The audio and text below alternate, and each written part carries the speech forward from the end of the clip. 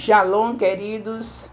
Hoje é a segunda carta do apóstolo Pedro, do capítulo 1, que tem como tema: tudo o que precisamos procede de Cristo.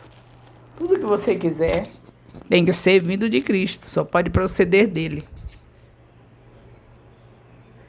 Neste capítulo 2, nesse capítulo 1 da segunda carta de Pedro, vemos que o apóstolo Pedro faz saudação à igreja, desejando que a bênção permaneça sobre seu povo, dizendo que tudo o que precisamos procede de Cristo. Para evitar tropeços é necessário crescer, e isso virá por meio do amor, da fraternidade, da piedade, da perseverança, do domínio próprio, do conhecimento e da virtude. Pedro citará o seu testemunho presencial do ministério de Jesus para que os cristãos saibam que seu testemunho é valioso e verdadeiro e que a autoridade das Escrituras é completamente divina. Sua origem não é humana, ele veio da parte de Deus. 2 Pedro, capítulo 1, também tem o seu contexto histórico. Neste primeiro capítulo, vemos o apóstolo se apresentando e falando sobre frutos, sua morte e validade das palavras de Deus. É um capítulo com recomendações que valem ser aplicadas em nossas vidas. O capítulo está organizado da seguinte forma: os frutos que nossa vida deve apresentar, nosso destino, o fim da vida de Pedro, as suas experiências com Cristo e o poder das Escrituras. Esse é o contexto histórico de 2 Pedro 1. Segunda carta de Pedro, capítulo 1, de 1 a 2. Simão Pedro. Pedro se denomina Simão Pedro, nome não usado geralmente para ele. A forma é semítica e pode ter emprestado autenticamente a carta. Ele quis emprestar, certamente, essa forma semítica a essa autenticidade e pode ter emprestado autenticidade à sua carta através desse termo Simão Pedro. Além disso, era mais natural para Pedro usar a forma original de seu nome antes que uma forma posterior.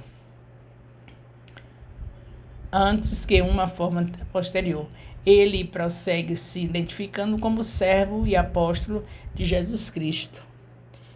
Ele se via como um servo submisso ao senhorio de Cristo. Como apóstolo, ele era um dos representantes divinamente ordenados e designados de Cristo, com plena autoridade na igreja primitiva. Embora certamente tivesse em mente um grupo específico de pessoas, Pedro não menciona nenhum destinatário específico em sua carta, nem a localização exata deles. Os destinatários originais desta carta são descritos simplesmente como aqueles que receberam conosco a preciosa fé. A razão para essa igualdade de privilégio entre os leitores e os apóstolos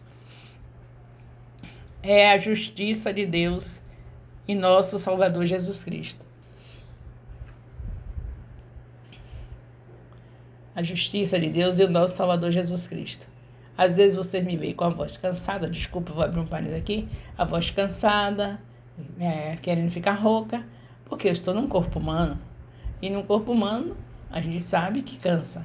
Mas mesmo assim, eu não posso deixar de dizer que eu estou no sobrenatural, porque uma pessoa de 76 anos, gravar vários capítulos por dia, para ter uma reserva, para ter armazenado no YouTube 1189 capítulos da Bíblia, é claro que eu estou vivendo o sobrenatural. E eu sei em quem tenho crido. Sei que Ele pode fazer isso, por isso que eu estou aqui. Mas mesmo assim, Deus tem que mostrar que eu estou no corpo humano, né? Que é Ele que está me agindo. Porque se vocês não vissem o rouca, com algum momento de cansaço, vocês iam até ficar assustados, né? Tem que ter alguns sinais de que eu sou um ser humano. Agora, não pode deixar de ficar claro que eu estou vivendo o sobrenatural de Deus. Porque Deus é bom, por isso que eu estou conseguindo gravar esses capítulos. E se Deus quiser, ainda teremos muita coisa para fazer. Temos que trabalhar rápido, porque 76 anos para chegar em 100 passa em minutos, passa rapidinho.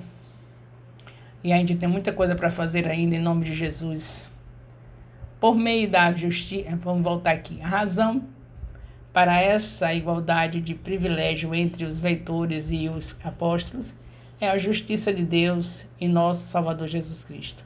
Por meio da justiça, que tem a sua origem em Cristo, em Jesus, todos os cristãos têm a mesma posição e participam das mesmas bênçãos. É o que eu digo para vocês. Todos os cristãos têm a mesma posição porque tem o Espírito Santo.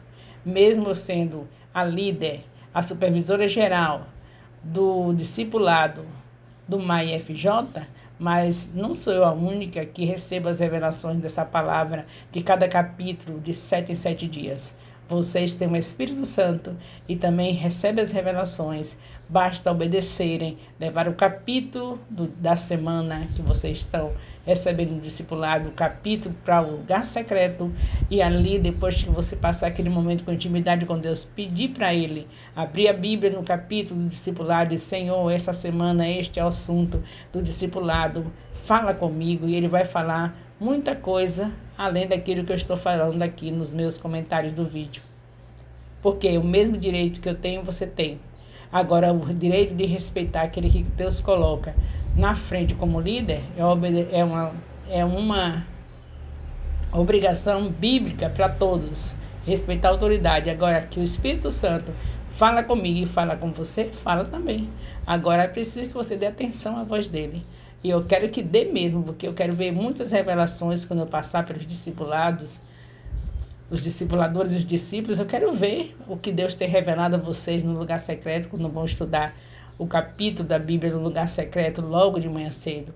Quando vocês vão descansar o almoço, quanta coisa Deus fala enquanto vocês estão ali cochilando e lendo a Bíblia. E quando vocês fazem o culto doméstico, 3 vezes no dia com um capítulo, durante a semana toda, enquanto não recebe o próximo estudo, sempre aquele mesmo capítulo, todos os dias, 3 vezes ao dia. Você já imaginou quanta revelação, quanto conhecimento e quanto você vai ser útil no reino de Deus? Quando você abrir a sua boca, só vai sair palavra de Deus. E isso quer dizer que vidas serão rendidas aos pés do Senhor, porque a palavra não volta vazia. Então, vocês têm esse direito, viu? É bom que vocês cumpram o propósito. Não ficar somente esperando pelos comentários que eu faço no vídeo, mas estarem cheios do conhecimento a semana inteira, 3 vezes por dia, meditando no capítulo da semana. Pedro deseja aos seus leitores graça e paz multiplicadas. Graça é o favor imerecido de Deus, demonstrado por pecadores que confiam em Cristo para a salvação. Paz é o sentimento de bem-estar e as bênçãos resultantes experimentadas por uma pessoa em razão de uma relação correta com Cristo. Graça e paz é uma saudação maravilhosa que todos devem receber com muita alegria. É isso que Pedro fez aqui. Saudou desse jeito. E é o dever de todos nós estarmos saudando uns aos outros com a graça e com a paz do Senhor Jesus. Pedro enfatiza o conhecimento de Deus e de Jesus, nosso Senhor, para recordar a seus leitores que experimentamos graça e paz unicamente pelo conhecimento de Cristo. Segunda carta de Pedro, capítulo 1, versículo de 3 a 4, fala dos recursos por meio de Cristo. Em seguida, Pedro lembra os seus leitores os recursos que eles possuem por conhecerem a Cristo. Ele provê aos cristãos tudo o que eles necessitam, que dizem respeito à vida e à piedade. Vida refere-se à vida eterna, enquanto piedade é um viver piedoso. O último não pode ser alcançado sem a primeira. A piedade não pode ser alcançada sem você ter vida eterna. Só os que têm vida eterna podem ser piedosos. O chamado divino dos cristãos serve de fundamento para o apelo de Pedro a uma vida piedosa. Cristo chama a si aqueles a quem Deus salvou. Esse chamado é levado a efeito por sua própria glória e virtude. Notaram aqui mais uma vez que nós somos escolhidos. Cristo chama para ele aquele que Deus já escolheu. Está notando isso? Quando Deus escolhe, aí Jesus Cristo pega e não lança fora. Glórias a Deus. O conteúdo dessas grandiosas promessas inclui a participação na natureza divina. Promessas são para aqueles que têm a natureza divina, que tem Deus.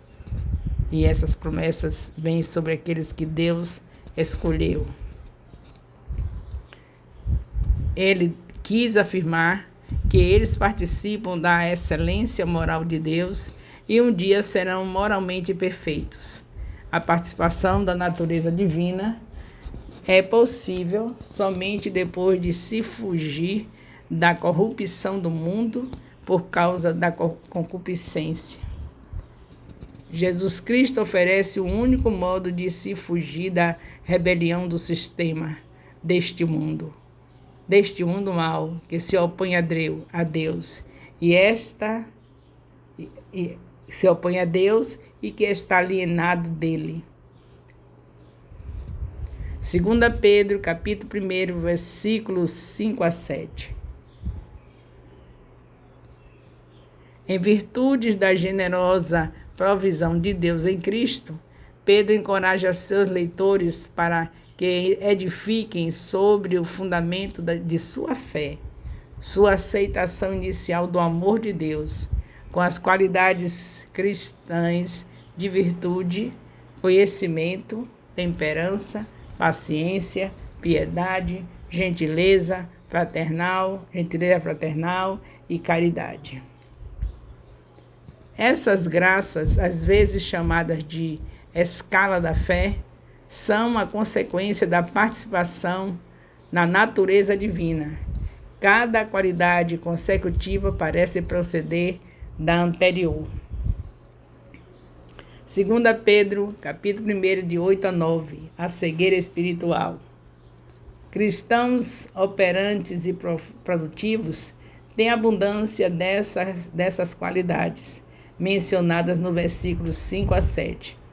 Por outro lado, o indivíduo que não as possui é cego e não consegue enxergar longe, porque se esqueceu da purificação de seus antigos pecados.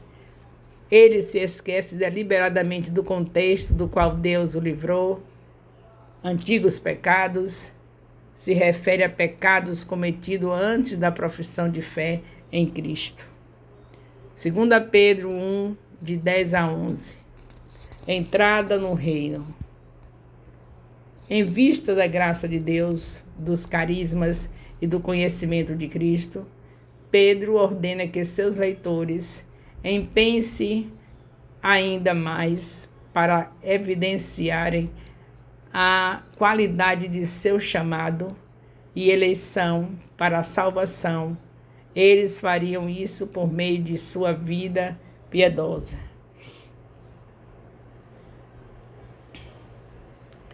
Eles jamais cairão, ou seja, serão poupados de experimentar desastrosa tristeza. Eles receberão uma gloriosa entrada ao reino eterno de nosso Senhor e Salvador Jesus Cristo. Esses são os resultados daqueles que vivem com Deus. 2 Pedro, capítulo 1, versículo 12 a 13. Com base na esperança futura de entrada no reino eterno, Pedro resolveu lembrar continuamente a seus leitores dos ensinamentos que, de outro modo, eles poderiam abandonar, a despeito de sua convicção quanto a eles estarem bem fundamentados nas verdades em que foram ensinados. 2 Pedro, capítulo 1, versículo 14 a 15. Pedro fala de sua morte. O apóstolo sabia que sua morte estava próxima e se comprometeu em se esforçar arduamente para que seus leitores tenham em vossa lembrança os seus ensinos. Isso parece que se referir a um testemunho escrito.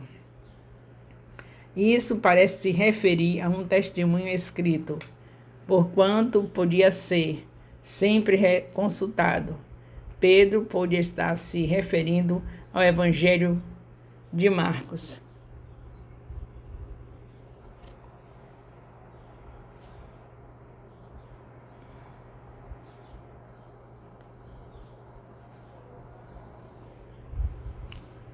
Isso se refere a um testemunho escrito, quando podia ser sempre consultado. Para ficar mais claro aqui, Pedro deveria ter escrito algo e deixar assim para que eles estivessem sempre lendo. E aí você pode lembrar do meu caso, por exemplo. Eu estou com 76 anos, Deus me entregou, graças a Deus, esse ministério da palavra. E agora, que com 76 anos, quer dizer, que se eu tiver 100 anos, se Deus está me dando 100 anos, porque Ele sabe todas as coisas, aí, quer dizer, que só tenho 76 para 100, a gente só tem quantos anos? 26, 24 anos, né? Deixa eu ver se eu estou fazendo a conta certa. 24 anos.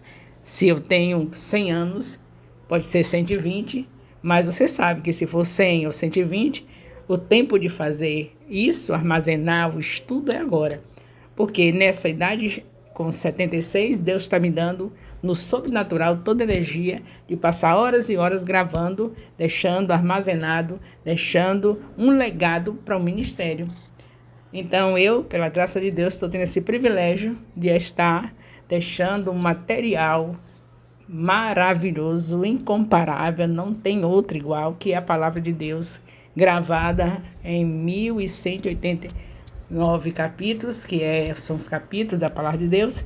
E depois que Deus já tiver me recolhido, vocês têm aí a vontade, a turma jovenzinha aí, tudo vai pegar, estudar, ler, vai ser uma maravilha, né? Foi o que Pedro fez.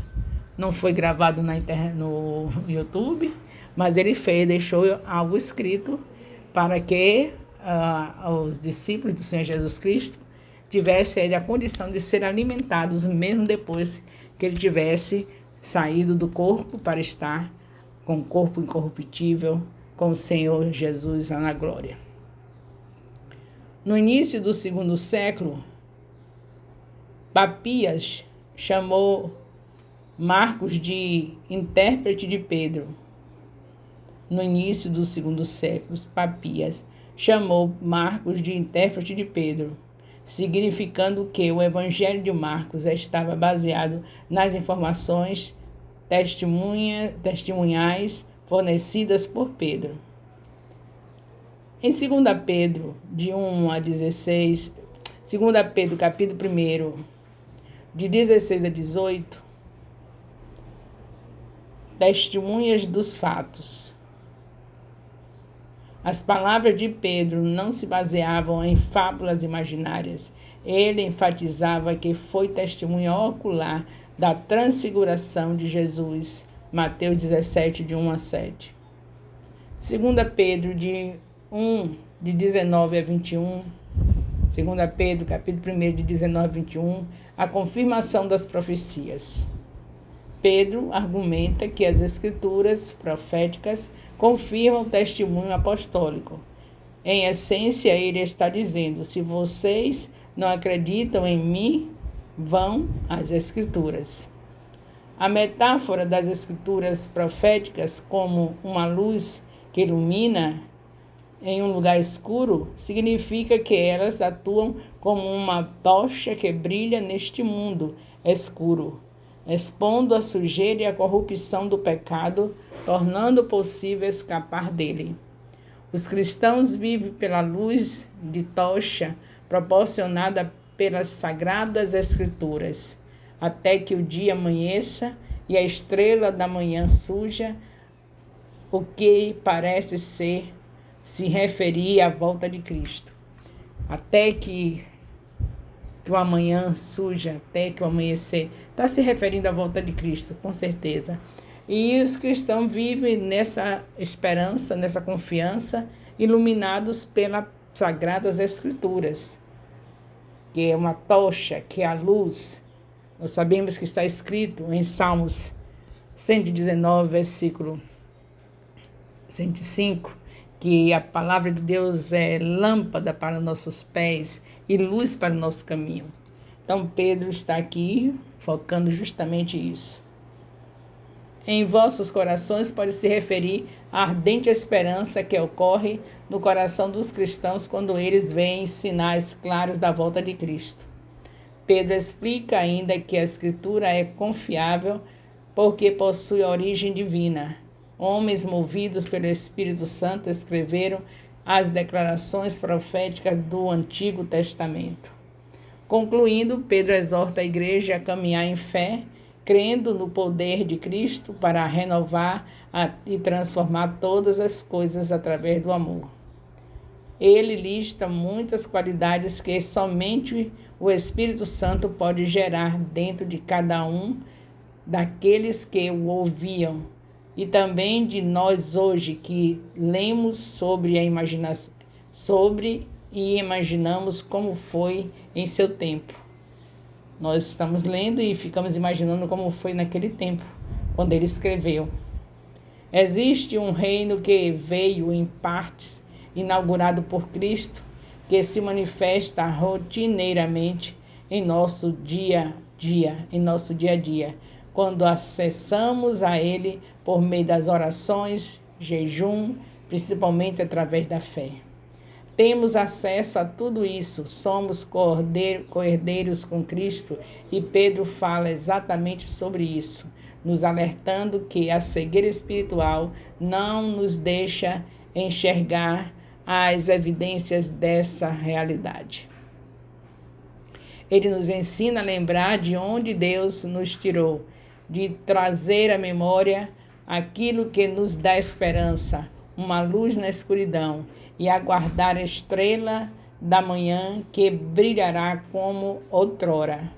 Por fim, ele testemunha sobre tudo que viu enquanto esteve ao lado de Jesus e em seu ministério de 3 anos, nos deixando o exemplo de que tudo que vivemos com Cristo deve ser lembrado e pertencer à nossa história de vida. Tudo que vivemos de experiência com o Senhor deve fazer parte da nossa história de vida. Afinal, o testemunho é aquilo que nos tornamos após o encontro com Jesus. O que nós nos tornamos após nos encontrar com Jesus. Esse é o nosso testemunho. Louvado seja Deus. Eu acredito que vocês devem estar tendo muitos testemunhos com essas experiências, com esse discipulado maravilhoso que Deus nos entregou. Então, muitas experiências desse encontro com Jesus e esse encontro com a palavra que é Jesus.